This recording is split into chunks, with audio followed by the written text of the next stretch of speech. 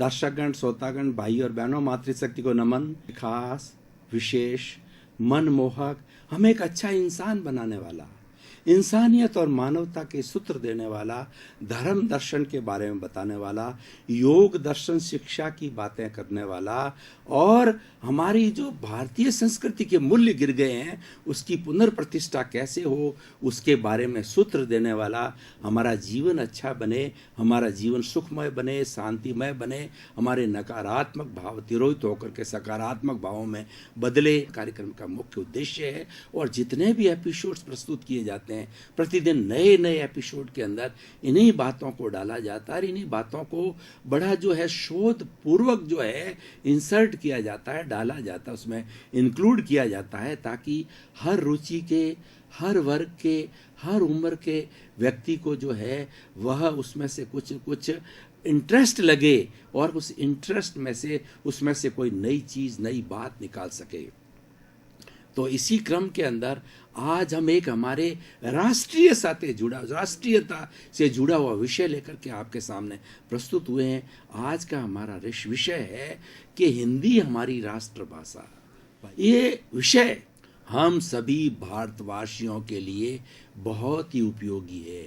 जो भारत में रहता है वो भारतवासी है।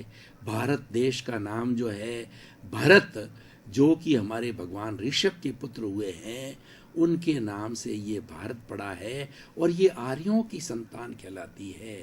आर्यों ने जब इस देश का निर्माण किया, इस देश का जो है शुभारंभ किया, तभी से उन्होंने फाउंडेशन आध्यात्म की रखी।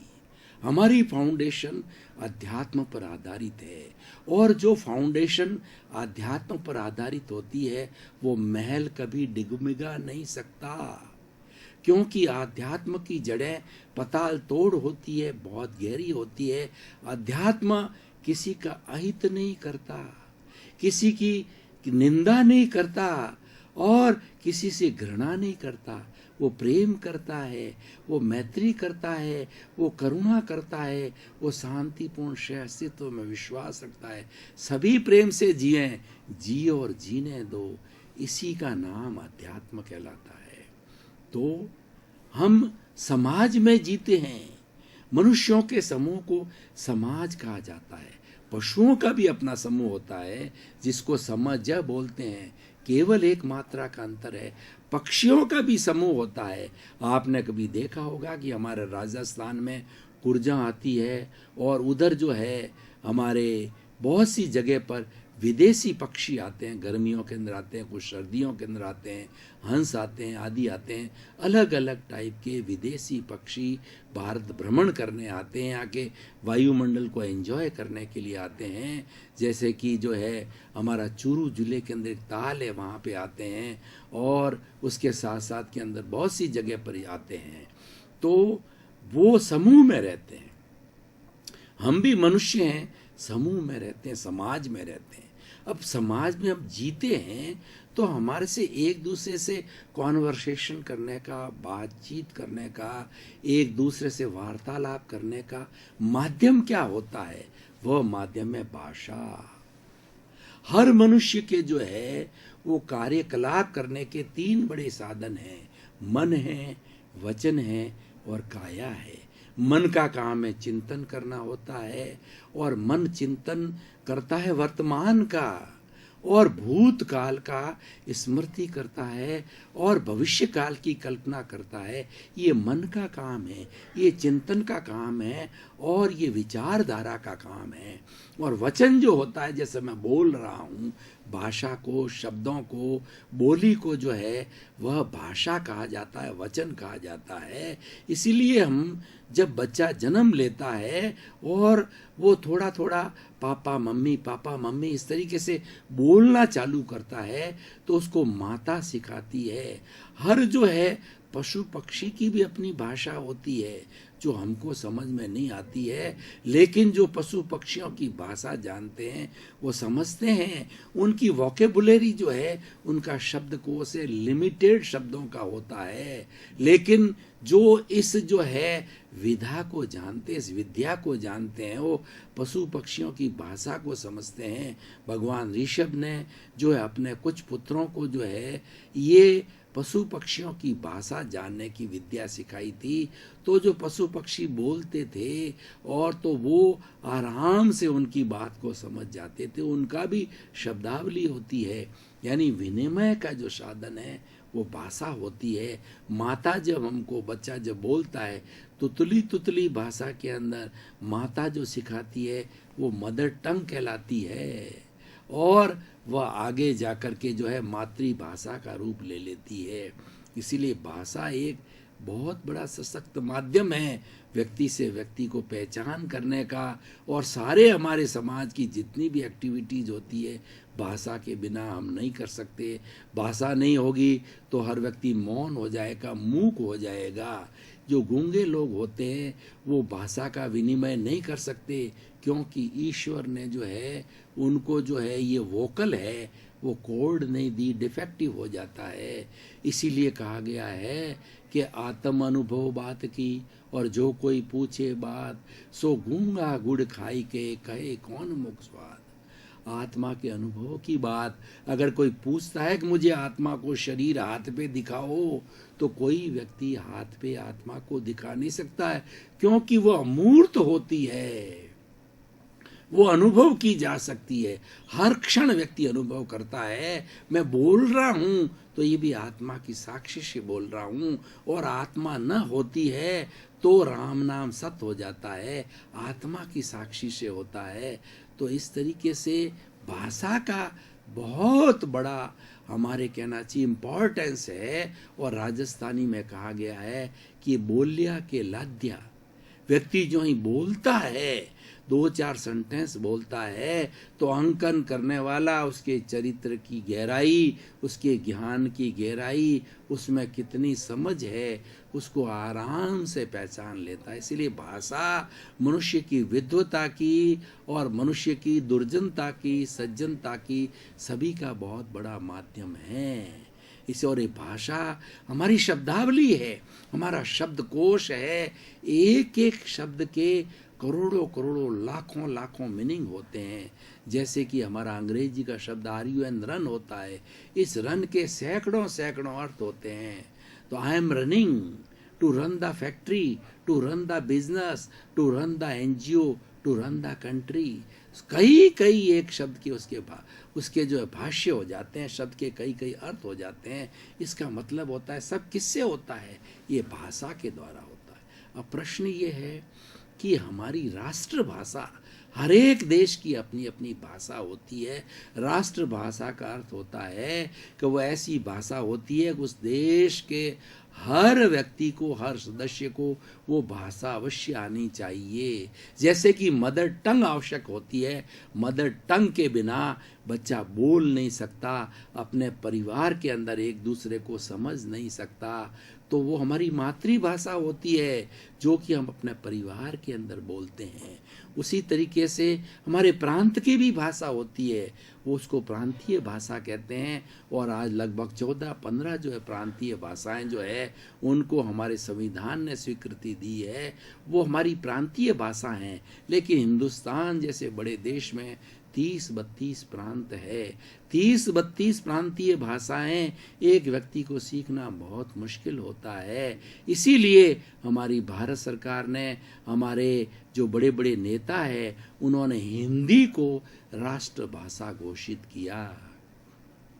और ये कहा गया कि हिंदी पूरे भारतवर्ष के अंदर बोली जानी चाहिए। प्रांत के अंदर किसी को प्रांतीय भाषा न आए, लेकिन व्यक्ति दूसरे प्रांत में जाए तो वो अगर हिंदी बोलता है तो वह सबको समझ में आ जानी चाहिए। जैसे हम विदेश में जाते हैं तो इंटरनेशनल लैंग्वेज जो इंग्लिश है, हम किसी भी देश के 210 देशों में वर्ल्ड में कहीं भी चले जाएं, अगर इंटरनेशनल लैंग्वेज अंग्रेजी को जानते हैं तो सहज ही हम वार्तालाप कर सकते हैं, अपना कार्य कर सकते हैं। और वह न जानते हैं, उस देश की भाषा हम नहीं जानते हैं, जैसे कि फ्रांस में जाते हैं तो फ्रेंच लैंग्वेज होती है, जर्मनी में जाते हैं तो जर्मन लैंग्वेज होती है, हर एक की अपनी अपनी भाषा होती है। तो नहीं जानते हैं तो हम वार्तालाप नहीं कर सकते, हम विचारों का विनिमय नहीं कर सकते हैं। तो हिंदी हमारी राष्ट्रभाषा है। अब देखिए, हिंदी को राष्ट्रभाषा बताए हुए लगभग 50 साल से ऊपर हो गए हैं। देश की आज़ादी के बाद से इसको लागू कर दिया है, लेकिन अभी भी हमारे जो साउथ का एरिया है उसके अंदर बहुत सी जगह पर अभी हिंदी को इतना प्रेफरेंस नहीं दिया गया है। वो न इतनी बोली जाती है, न राजकीय काम के अंदर जो इसको लिया जाता है। वो अपनी जो प्रांतीय भाषा उसका ज़्यादा उपयोग करते हैं। प्रांतीय भाषा का उपयोग किया जाए ये बुरा नहीं है, हर एक प्रांत करता भी है और करना भी चाहिए, परंतु नेसेसरीली जो हमारी राष्ट्रभाषा हिंदी है उसका उपयोग होना चाहिए। और राष्ट्रभाषा है इसीलिए वहाँ के प्रांतीय जितने भी सरकार के कार्य होते हैं, सरकारी संस्थाओं के कार्य होते हैं, वो तो हिंदी में अवश्य ही किए जाने चाहिए। इसलिए बार बार ये जो है बताया जाता हमारे केंद्र के द्वारा, भारत सरकार के द्वारा, कि आप राष्ट्रभाषा का हिंदी में उपयोग करो। आप सारी स्टेट की जो लेटर पैड से हिंदी में छपनी चाहिए, वाहनों पे हिंदी लिखा जाना चाहिए और समस्त जगह हिंदी का उपयोग किया जाना चाहिए। और कुछ आज हमारे ऐसे प्रांत इस पर ध्यान नहीं दे रहे हैं, वो गलत है। जब हम एक राष्ट्र में रहते हैं तो हमारी राष्ट्रभाषा हिंदी को इम्पोर्टेंस देंगे तो हम संगठित रहेंगे, हमारा काम इजी होगा। एक साउथ का व्यक्ति अगर नॉर्थ के अंदर आता है, दिल्ली आ जाता है और हिंदी अच्छी जानता है, अच्छी पढ़ सकता है, लिख सकता है, बोल सकता है, उसका काम सरकारी संस्थाओं के अंदर, सरकारी ऑफिसों के अंदर बड़ा आराम से हो जाता है, बड़ा आराम से वो वार्तालाप करता है। उसको ऐसा नहीं लगता है कि मैं अपरिचित जगह में आ गया। अपने देश का इंडियन होते हुए भी वो ऐसा सोचे कि मैं तो फॉरेन कंट्री का व्यक्ति हूँ, तो उसको फीलिंग नहीं होनी चाहिए। एक अच्छी फीलिंग आने के लिए, एक अपनापन लगने के लिए, एक ब्रदरहुड लगने के लिए, एक भाईचारा रखने के लिए और उसका बढ़ावा करने के लिए, हमारा सांस्कृतिक विकास करने के लिए हमें हिंदी भाषा को इम्पोर्टेंस दी जानी चाहिए। नॉर्थ का जो हिस्सा हिंदुस्तान का है, पूर्व का हिस्सा है, वह तो इसको पूरा स्थान अच्छी तरह से दे रहा है, लेकिन साउथ साइड में अभी भी, पहले तो इसको बहुत बड़ा जो बहिष्कार किया जाता था, लेकिन अब काफ़ी जो है धीरे धीरे जो क्यों समस्या आने लगी है और एक प्रांत का दूसरे प्रांत से वार्तालाप होने लगा है, पत्राचार होने लगा है, संस्थाओं का पत्राचार होने लगा है, व्यक्ति एक प्रांत से दूसरे प्रांत में जाने लग गया है, तो आवश्यकता आविष्कार की जननी है। उसको ये महसूस हुआ कि नहीं, मेरे को राष्ट्रभाषा ही आनी चाहिए हिंदी, इसलिए हिंदी को इम्पोर्टेंस तो सरकार ने तो दे दी है। हमारा दायित्व तो बनता है कि उस भाषा का जो है हम अच्छा उपयोग करें। देखिए, राष्ट्रभाषा हिंदी बना दी गई है तो इससे लाभ क्या होगा? इससे लाभ ये होगा, हमारी राष्ट्रीय जो हमारा संगठन अच्छा बनेगा, हमारे में राष्ट्रीय भावना पैदा होगी, ब्रदरहुड पैदा होगी, भाईचारा होगा, अरे गौरव की अनुभूति होगी कि हमारे देश की एक ही भाषा है। हम प्रांत के अंदर कहीं भी चले जाएं और हम बोल करके ऐसे लगता है कि हम तो उसी प्रांत के हैं। तो ये हमारा भाईचारा बढ़ाती है, हमारा राष्ट्रीय गौरव बढ़ाती है, देशभक्ति बढ़ाती है राष्ट्रभाषा। और देखिए, अपनी भाषा में कितना ममत्व होता है। मदर टंग, सबसे सुंदर जो टंग होती है वो मदर टंग होती है, क्योंकि हम प्रथम बार जब बोलते हैं तभी हमको माँ सिखाती है, तो सबको कितना प्यारी लगती है। जैसे माता प्यारी लगती है, जननी जन्मभूमिश्च सर्वदा गरियसी, यानी जननी और जन्मभूमि से बढ़ करके कोई नहीं होता है। जन्मभूमि का ऋण चुकाने के लिए लोग शहीद हो जाते हैं, अपने प्राणों को न्योछावर करते हैं, और उसके साथ साथ के लोग परोपकारी होते हैं, वो अपनी मातृभूमि का ऋण चुकाने के लिए वो लोगों का उपकार करते हैं, वो परोपकार करते हैं, वो मंदिर बनाते हैं, प्याऊए बनाते हैं, कॉलेज बनाते हैं, हॉस्पिटल्स बनाते हैं, लोगों को रैन बसेरे बनाते हैं, लोगों को सुविधा देते हैं, उसे ये फील करते हैं कि मेरी मातृभूमि का ऋण उतर गया। जिस तरीके से माता पिता की सेवा करके हमारा जो है पितृ ऋण उतारते हैं, देवों की भक्ति करके हम देव ऋण को उतारते हैं, समाज की सेवा करके समाज का ऋण उतारते हैं, उसी तरीके से देश का भी हमारे पर ऋण होता है, मातृभूमि का ऋण होता है। वो हमारी एकता करके और उस एकता को बनाए रखने के लिए भाषा सबसे बड़ा माध्यम है। जो आज के विषय का चयन किया गया भाई और बहनों, दर्शकगण, श्रोतागण, मैं आपको ये बताना चाहता हूँ, इस एपिसोड की रिलीवेंस निकालना चाहता हूँ, इसकी प्रासंगिकता, इसकी सामाजिक उपयोगिता की बात करना चाहता हूँ। तो मैं ये कहना चाहूँगा इस एपिसोड के माध्यम से, खास तौर से हमारे देश में 80 करोड़ युवा हैं, युवाओं को संगठित रहना है, रोजगार प्राप्त करना है, अच्छे देश का निर्माण करना है, अच्छे समाज का निर्माण करना है और उसके साथ साथ के अंदर अपने परिवार का निर्माण करना है।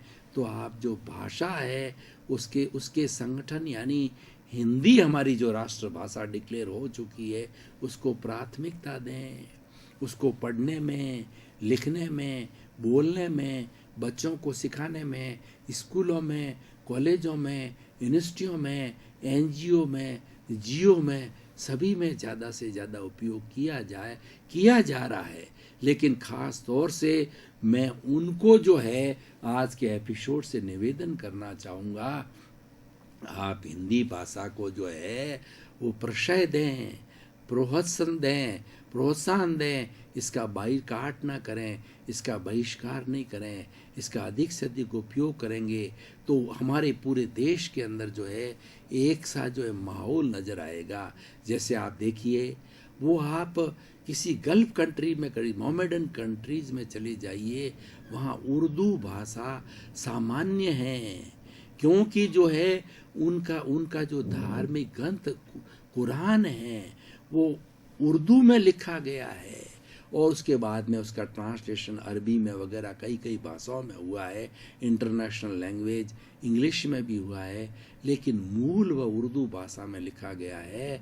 तो हर मोमेडन जो उर्दू बोलता है उसके बीच में कितना भ्रातृत्व भाव आता है और जितने भी मोमेडन्स कंट्रीज़ है वहाँ आपस में जाति में उर्दू में वार्तालाप करते हैं। तो पहला ही फर्स्ट इम्प्रेशन ही एक अच्छी मित्रता का पड़ जाता है और जब मित्रता का व्यवहार होता है वहाँ सब काम अच्छे हो जाते हैं।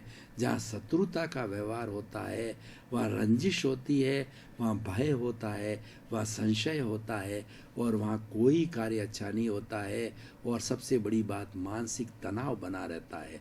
अब पाकिस्तान और हिंदुस्तान को देखिए, जब पाकिस्तान और हिंदुस्तान बना था, जो महात्मा गांधी की बड़ी प्योर भावना थी कि भाई हिंदू मुस्लिम भाई भाई, हिंदू मुस्लिम सिख ईसाई सभी हैं भाई भाई, उन्होंने भाईचारे पे काम किया। तो जो जिसको जहाँ जाना हो जाके बस सकते जब कंट्री अलग हुआ, लेकिन वो शत्रुता के बीजों का रोपण हुआ और आज तक 70 वर्षों के अंदर भी हमने उस कटुता के, शत्रुता के, उस घृणा के और हिंसा के बीजों को हम ख़त्म नहीं कर पाए। तो उन सबको समाप्त करने के लिए, देश की एकता के लिए, राष्ट्रीय एकता के लिए हमारी एक राष्ट्रभाषा को भी एक माध्यम है, उसको प्रोत्साहन दिया जाना चाहिए। राष्ट्रभाषा का अच्छा प्रोत्साहन देने के लिए हमारे हिंदी की अच्छी कॉन्फ्रेंस कराई जानी चाहिए, डिबेटिंग कराई जानी चाहिए और हिंदी भाषा के लेखन के लिए प्रतियोगिताएं होनी चाहिए। हमारे ऐसे राइटिंग के रूप में, निबंध लेख के रूप के अंदर और जो है आपस में कंपटीशन के रूप में वाद विवाद प्रतियोगिताएं करा के वो हिंदी भाषा में होनी चाहिए। और हिंदी भाषा का शब्दकोश बड़ा समृद्ध है, उसका बड़ा रिच जो है हमारी वोकेबुलरी है, तो हम उसका उपयोग करना चाहिए। और बड़ी जैसे अटल बिहारी वाजपेयी जी कविता बनाते थे, उसमें ऐसे ऐसे शब्दों का चयन करते थे जिसमें राष्ट्रीयता झलकती थी। उनकी हर कविता में राष्ट्रीयता झलकती और उन्होंने सारी कविताएं हिंदी में बनाई है। उनको हिंदी के प्रति अगाध प्रेम था, हिंदी के प्रति उनका समर्पण था, हिंदी के प्रति सम्मान था। तो भाइयों और बहनों, दर्शकगण, श्रोतागण, आज के एपिसोड से मैं कहना चाहूँगा, हिंदी हमारी राष्ट्रभाषा है, ये हमारी मातृभाषा की तरह है। एक व्यक्ति को हिंदुस्तान में अच्छा काम करने के लिए, विश्व में अच्छा काम करने के लिए 3 भाषाएं कम से कम जानना जरूरी है। पहली भाषा हमारी प्रांतीय भाषा होती है, जैसे कि पंजाब के लोग पंजाबी बोलते हैं, और जो हरियाणा के लोग हरियाणवी बोलते हैं, राजस्थान के लोग राजस्थानी बोलते हैं, और जो है तमिलनाडु के साइड के अंदर कहीं तमिल चलती है, कहीं पर जो है वो कर्नाटक की अपनी भाषा, हर एक की अपनी अपनी, तेलुगु है, तमिल है, मलयालम है, हर एक की अपनी अपनी प्रांतीय भाषाएं हैं, सिंधी है, आदि है। लेकिन ये कोई बात गलत नहीं है, प्रांतीय भाषा सीखनी चाहिए और प्रांत में उपयोग होना चाहिए, अच्छी बात है। ये भी एकता पैदा करती है, ये प्रांतीय एकता पैदा करती है, पर राष्ट्रीय एकता पैदा है। हिंदुस्तान बहुत बड़ा देश है, जहाँ पर 130 करोड़ की जनता निवास करती है, और उसमें 80 करोड़ जो है हमारे युवा है, उनको आगे लाना है, उनको राष्ट्रीय एकता की कड़ी में जोड़ना है, और राष्ट्र का जो हमारा जो मूल जो धारा प्रवाह है, उस धारा प्रवाह के उसको जोड़ना है। तो हमें हिंदी भाषा को बहुत अच्छा स्थान देना चाहिए, और हर व्यक्ति को संकल्प करना चाहिए कि मैं मेरी बोलचाल के अंदर हिंदी भाषा का सबसे ज़्यादा उपयोग करूँगा। प्रांतीय भाषा हो गई, राष्ट्रभाषा हिंदी हो गई है, और इंटरनेशनल लैंग्वेज तो इंग्लिश जो है वो हमारी मजबूरी हो गई है। दर्शकगण, श्रोतागण, भाई और बहनों, आपका बहुत बहुत धन्यवाद। कार्यक्रम आप देखते रहिए। कार्यक्रम के एपिसोड्स जो हैं उच्च स्तर के एपिसोड हैं, आप इनको सुनते रहिए, और आप सुन रहे हैं। आप कार्यक्रम की आप आत्मा है, इसीलिए टॉक ऑफ द टाउन बना हुआ है कि लोग इसको बड़ी सम्मान की निगाह से देखते हैं, सभी लोग बड़े ध्यान से सुनते हैं। आप इसको देखते रहिए, इसमें जीवन निर्माण की बहुत सी बातें आपको मिलेगी, क्योंकि हमारा उद्देश्य यही है, सुधरे व्यक्ति समाज, व्यक्ति से राष्ट्र स्वयं सुधरेगा। हम व्यक्ति को सुधारना चाहते हैं, व्यक्ति सुधरेगा तो राष्ट्र सुधरेगा, विश्व सुधरेगा। इसी क्रम में आपका जीवन आनंदमय हो, मंगलमय हो, शांतिमय हो, सुखमय हो, आप शतायु होकर के और समाज का खूब परोपकार करें। आपके प्रति